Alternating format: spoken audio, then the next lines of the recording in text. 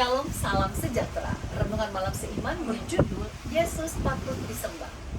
Dan berkata kepadanya, semua itu akan kuberikan kepadamu jika engkau sujud menyembah aku. Maka berkatalah Yesus kepadanya, kenyanglah iblis, sebab ada tertulis, engkau harus menyembah Tuhan Allahmu dan hanya kepada Dia sajalah engkau berbakti.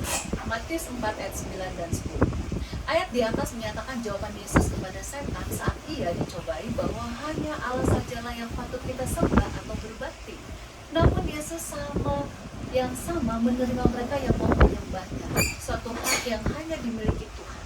Sedangkan para malaikat yang hidup dekat dengan Allah dan menjadi utusan Allah menolak untuk disembah sebagaimana tertulis dalam Wahyu 19 ayat 10 dan Wahyu 22 ayat 8 dan 9. Namun Yesus merelakan orang untuk menyembahnya sebagaimana tertulis dalam Matius 14 ayat 33, Yohanes 9 ayat 35 sampai 38 dan Matius 28 ayat 9. Kemudian kita baca dalam Lukas 5 ayat 8 saat Petrus baru saja mendapat mujizat menangkap ikan dan dengan berkelimpahan. Dikatakan ketika Simon Petrus melihat hal itu, ia pun tersungkur di depan Yesus dan berkata, Tuhan, pergilah daripadaku karena aku ini seorang berdosa.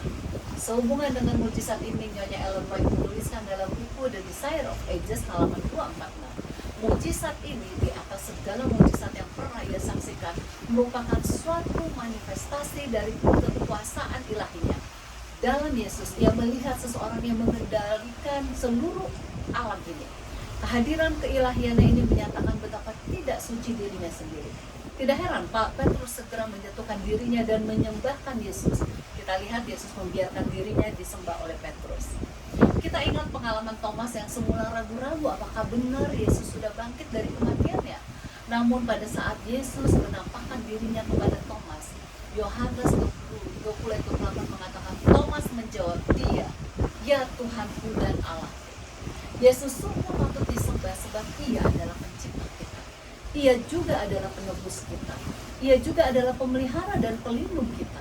Ia memiliki kuasa di atas segala kuasa. Sungguh kita bersyukur karena kita dapat menyembah Tuhan yang mempunyai kuasa yang demikian mulia dan bersedia memberikan kuasanya kepada kita untuk membawa orang mengenalnya.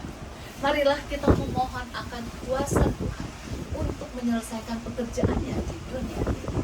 Tuhan Yesus memberkati.